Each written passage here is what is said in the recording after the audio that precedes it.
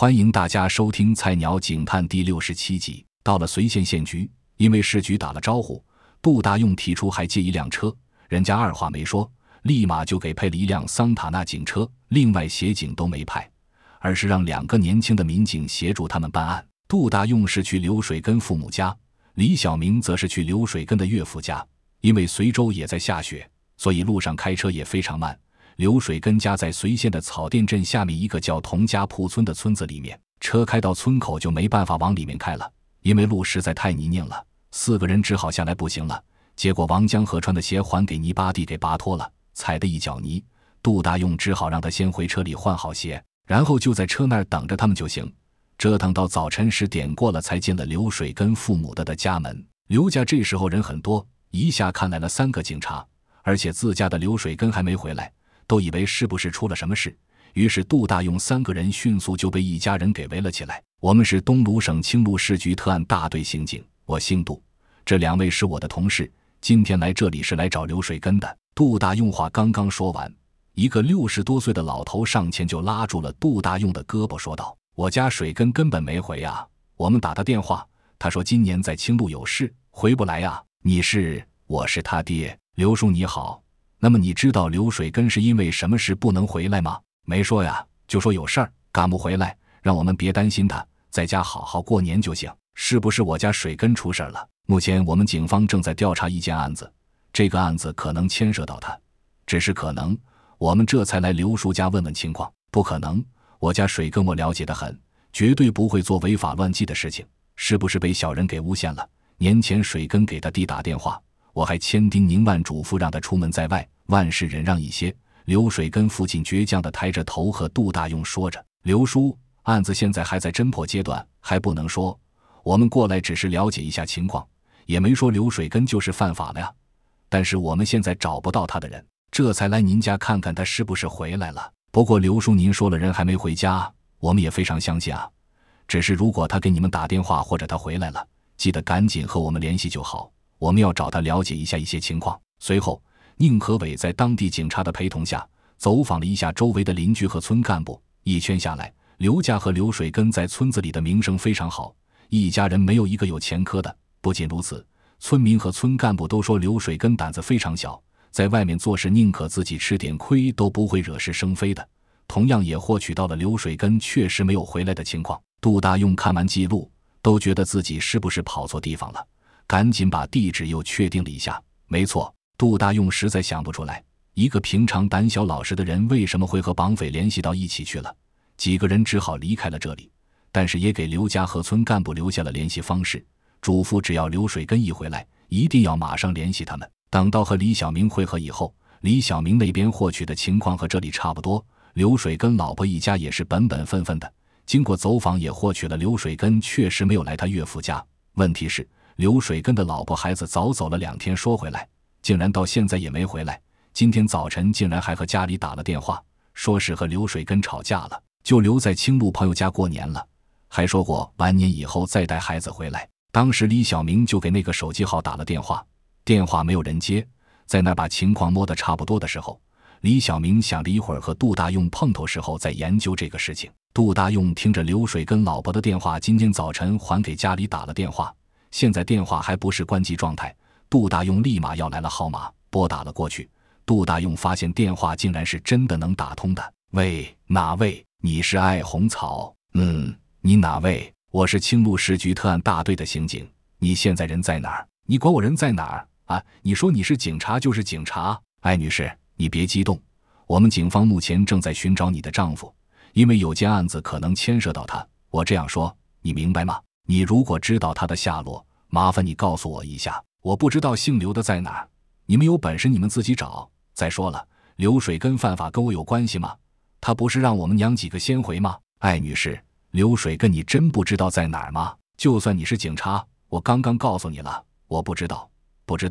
他如果真的犯法了，你们就把他抓起来，啥时候抓到了再给我打电话。他姓刘的，这大过年的不是有种让我们娘几个先回吗？你们赶紧抓，抓到了也是给我出口气。艾女士，能知道你现在在哪儿吗？我们能不能面谈谈？谈什么谈？我手机马上没电了。艾女士，麻烦问一下你的身份证号多少？你父母孩子叫什么？你还不信我是艾红草？我身份证号是这个，我爹叫艾中山，我妈叫王秀兰，我大哥叫艾红俊，二哥叫艾红超，我儿子叫刘宇辉，女儿叫刘雨晴，家住北湖随州市随县草甸镇二河村。杜大用一边听着一边看着资料，一点都没错，甚至他自己的资料上都没有艾红草二哥的名字。那个艾女士，对方电话挂了，杜大用赶紧继续拨打过去，电话已经关机了。我去的时候也打过了，正常通话。这个艾红草还和他父母都说了话，提到流水根就开始冒火了，最后也是这样挂了。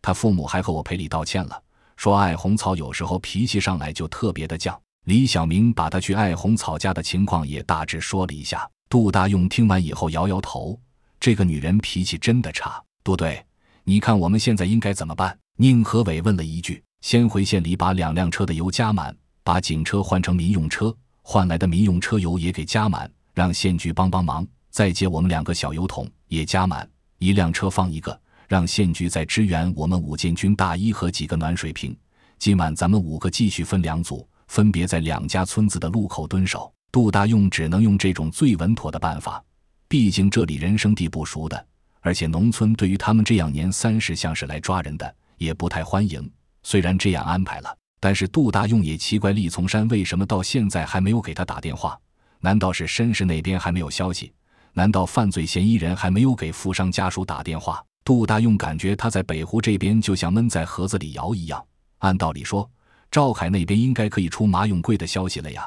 为什么到现在也没有消息过来呢？杜大用现在怀疑这都不是绑架案了，整个案子的发展就像一团迷雾一样遮在自己的眼前。其实杜大用真的错怪赵凯他们了，杜大用这边是坐飞机过来的，但是赵凯他们不是啊，他们5个人是开车过去的。赵凯这时候才刚刚到达马永贵户口所在地的事，而马永贵户口所在地是北河邯郸市光平县生营镇油坊村，就这还要开几10公里路才能到。而此时的厉从山在办公室已经打了4、5通电话去申氏了，申氏那边除了一开始那个电话，现在就是一点动静都没有了，受害人家属1个电话都没接到了。而且申氏警方在申氏那边也把富商关联人都快查到底掉了，但是一点线索都没摸上来。两地警方就连一同乘坐这班飞机的其他乘客都一一查实了，但是经过排查都被查否了。所以申氏警方这边现在也只有等着绑匪能够继续联系受害人家属了。厉从山也让火车站、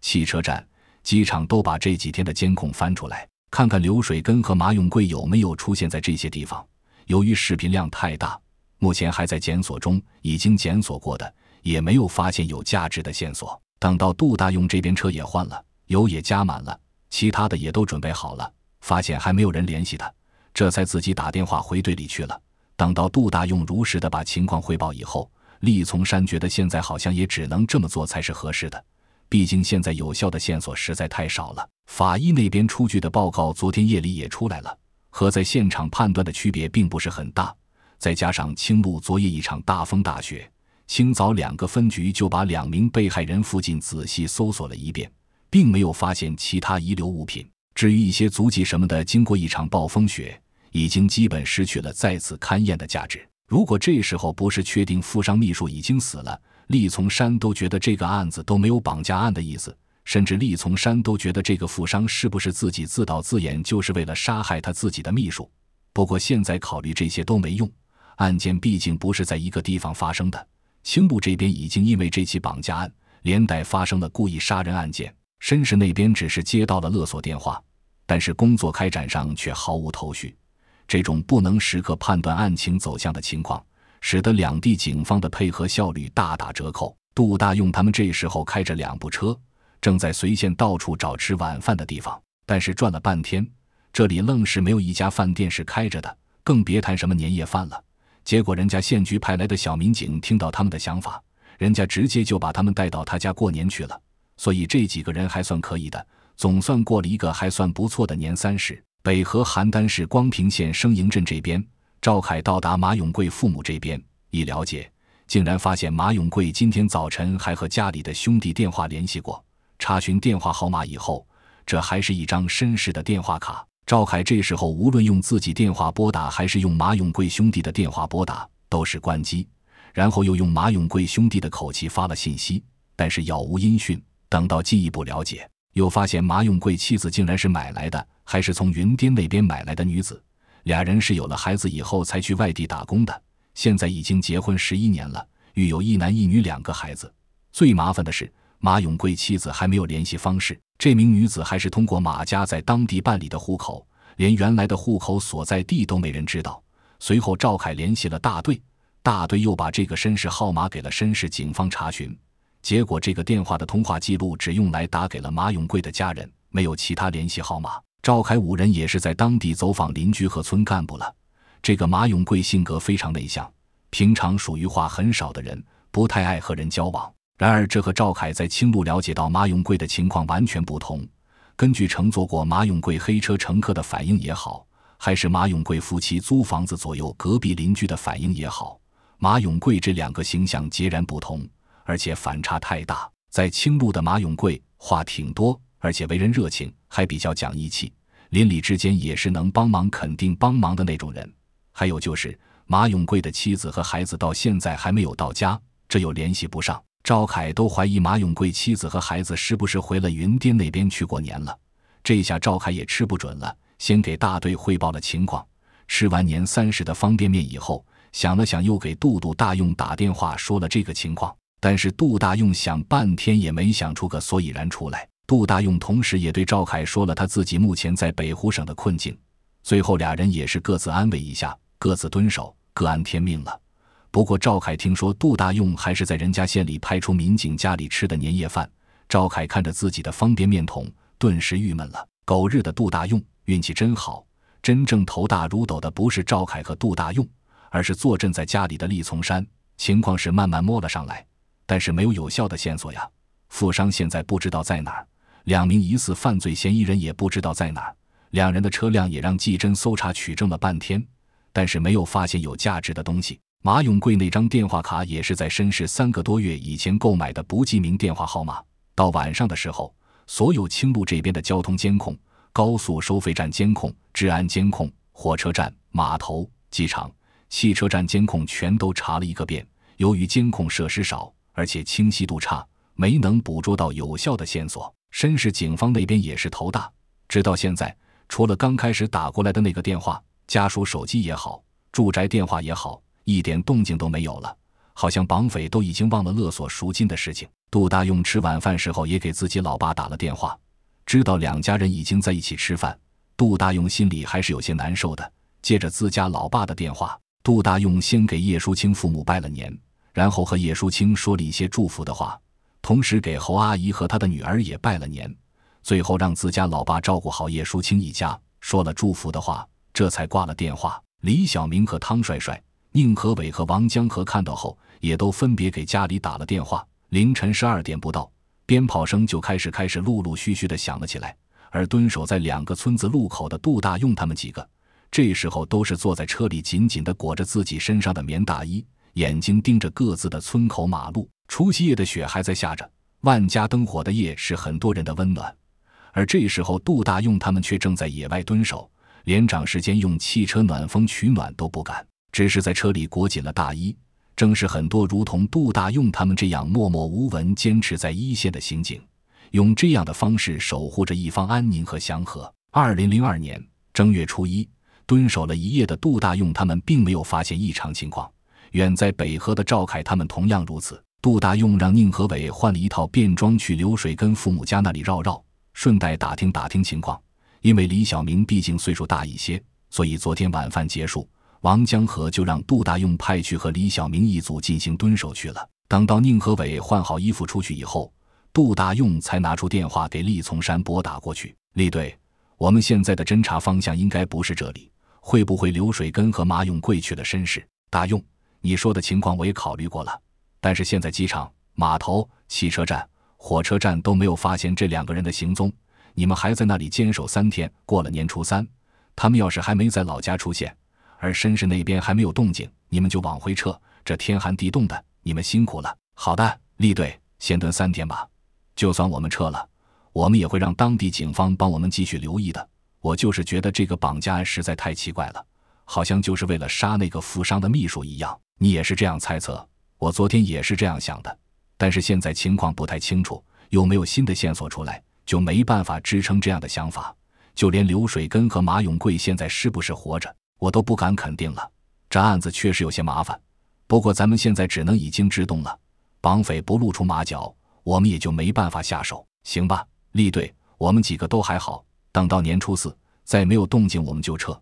但是我还是想着我们这一组直接撤到申市那边去，如果绑匪最后还是要勒索赎金，那么肯定还要在申市那边有动作的。那你身上带的经费够不够？如果不够，你自己先垫着，回来实报实销，等到年初4再没动静，你们5个人就去申市，这样我们两边还不至于摸下。申市警方也准备往咱们这边派人，你们也正好过去，钱我这里有，这个请队长放心。那就这样说定了，你小子也不知道拜个年。我和老孔就在办公室，老孔说你小子只要忙案子保不齐就能忘记这一茬，我还不信，现在我可是信了。我输老孔的2包烟算你头上，因为你对领导不尊敬。杜大用还没见过这么讹人的，你这堂堂大队长，你至于吗？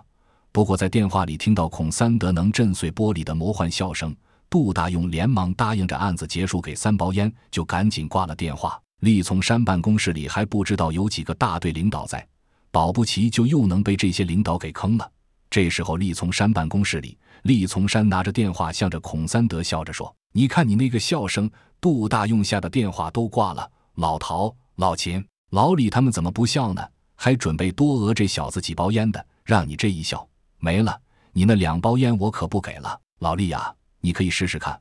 我就不信大队还有人和我打赌打输了赖我账的。杜大用那小子鬼得很，你也就能讹到他3包烟，但凡以后他来你办公室汇报工作，你都要把烟收好，要不然保不齐他就能给摸走了。陶副大队长笑着说道，这个杜大用确实有意思，只要一办案子，那个认真态度真的让我这种老刑警都佩服。不过咱们这次确实不厚道，人家小家伙谈个恋爱，第一次双方家长吃饭，主角竟然让咱们给支到北湖去了，这小子确实可以。牢骚话说完就整理衣物去了北湖。而且你们没发现一中队现在的那些老资格哪个不是服服帖帖的，就连当时李克己当中队长那会儿都没现在服帖。秦光照一边把烟掐了，一边接着陶陶的话说着，你们就看着他的好，这小家伙用钱可不含糊，我李老寇的名声都要让他给弄得整个青鹿市局都知道了。不过这小子确实招人爱，就这个打拐案，咱们大队明年的奖金都不少的，